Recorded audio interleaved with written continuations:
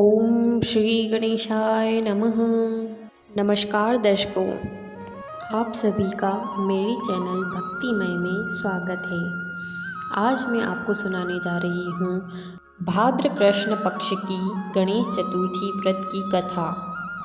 राजा नल की कथा। पार्वती जी ने गणेश जी से पूछा, हे पुत्र, भादो कृष्ण चतुर्थी को संकटनाशक चतुर्थी कहा गया है, अतः उस दिन का व्रत किस प्रकार किया जाता है, मुझे समझाकर कहिए। गणेश जी ने कहा, हे माता, भादो कृष्ण चतुर्थी सब संकटों की नाशक, विविध फलदायक एवं संपूर्ण सिद्धियों को देने वाली है। पूर्व वर्णित विधि से ही पूजा करनी चाहिए। हे माते, इस व्रत में आहार संबंधित कुछ विशेषताएं हैं, उन्हें मैं बतला रहा हूँ।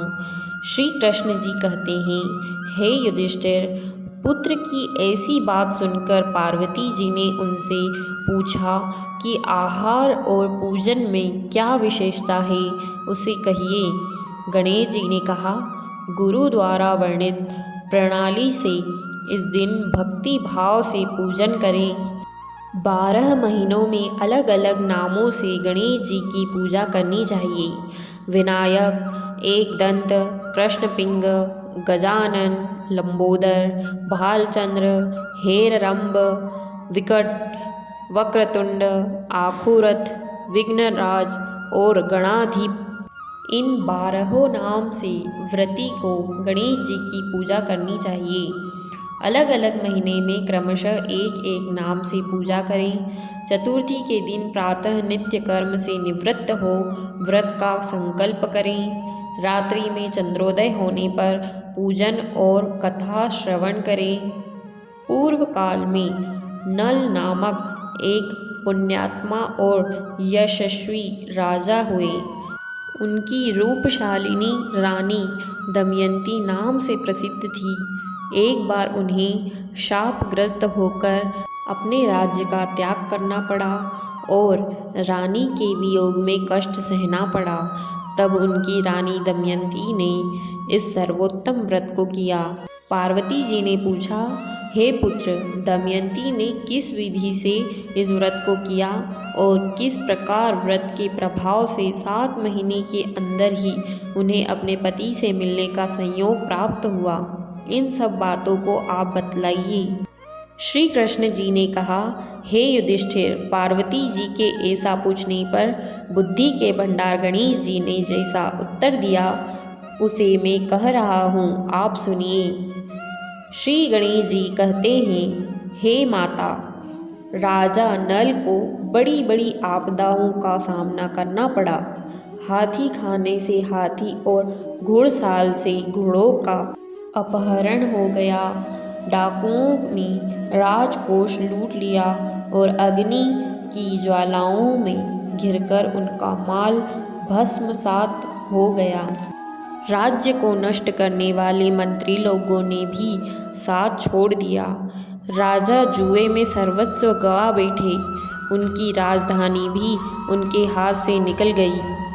सभी ओर से निराश और असहाय होकर राजा नल वन में चले गए। वन में रहते समय उन्हें दमयंती के साथ अनेक कष्ट झेलने पड़े। इतना होते हुए भी उनका रानी से वियोग हो गया। तत्पश्चात राजा एक नगर में सईस का काम करने लगे। रानी दूसरे नगर में रहने लगी तथा राजकुमार भी अन्यत्र नौकरी करने लगा। जो किसी समय राजा, रानी, राजपुत्र कहे जाते थे, वे ही अब भिक्षा मांगने लगे।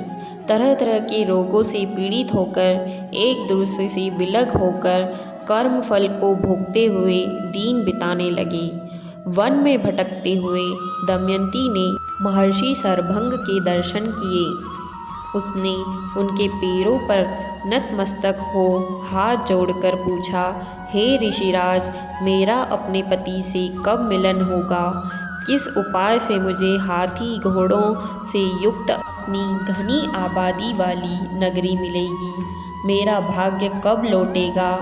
हे मुनिवर, आप निश्चित रूप से बतलाइए।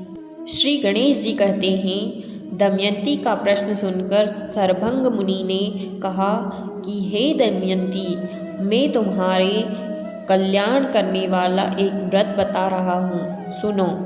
इससे घोर संकट का नाश होता है। यह सब कामनाएं पूर्ण करने वाला एवं शुभदायक है। भादो मास की कृष्ण चतुर्थी संकट नाशन कही गई है। इस दिन सभी नर नारियों को एक दंत गजानन की पूजा करनी चाहिए। विधि पूर्वक व्रत एवं पूजन करने से ही हे रानी, तुम्हारी संपूर्ण इच्छाएं पूरी होगी। 7 महीने के अंदर ही तुम्हारा पति से मिलन होगा।